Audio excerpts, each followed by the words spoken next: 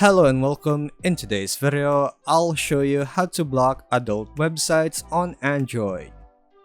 First, install a trusted blocker app like BlockSite.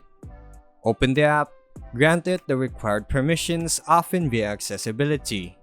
Tap the +create button, enter the URL of the adult site you want to block, and save.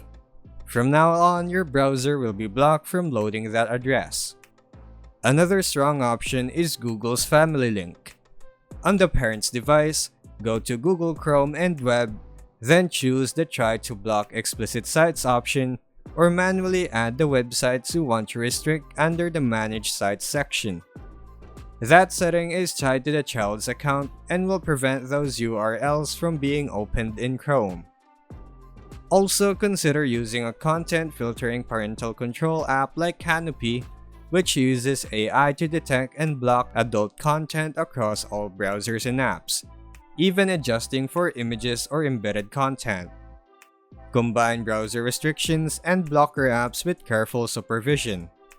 Disable installation of alternative browsers, set strong passwords on blocker apps, and review logs periodically to spot attempts at bypassing your setup. And that's how you block adult websites permanently on Android. Thanks for watching.